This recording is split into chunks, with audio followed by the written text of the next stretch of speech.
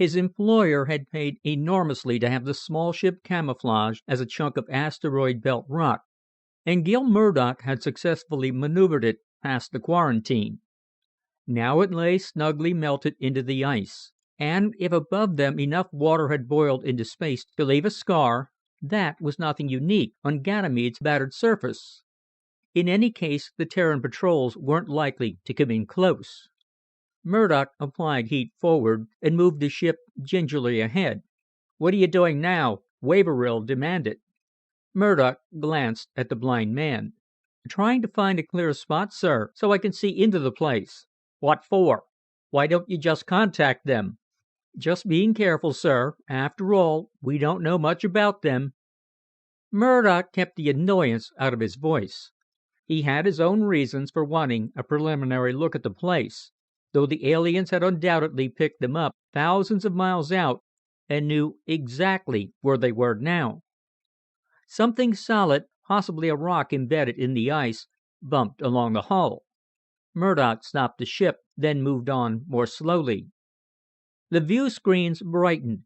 He stopped the drive, then turned off the heat forward. Water, milky with vapor bubbles, swirled around them, gradually clearing.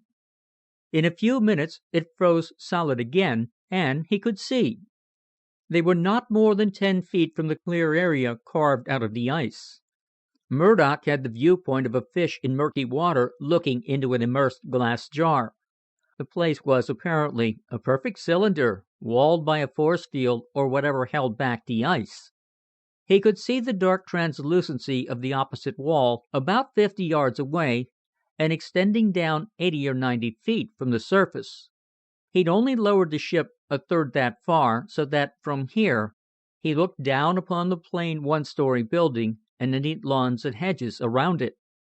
The building and greenery occupied only one half of the area, the half near Murdoch being paved entirely with gravel and unplanted.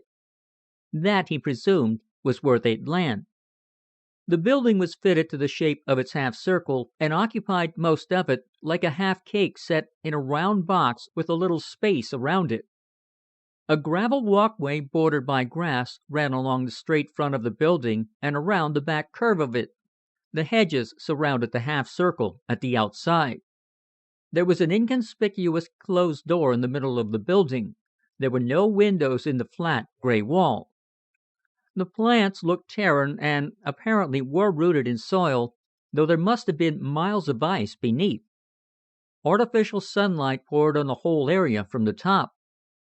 Murdoch had heard and now was sure that something held an atmosphere in the place. "What are we waiting for?" Waverill wanted to know. Murdoch reached for a switch and said simply, "Hello?" The voice that answered was precise and uninflected. "Who are you?" "My employer is Frederick Waverill. He has an appointment." "And you?" "Gilbert Murdoch." There was a pause, then, "Gilbert Andrew Murdoch, age 34, born in the state called Illinois." Murdoch, startled, hesitated, then realized he'd probably been asked a question. That's right." "There is a price on your head, Murdoch.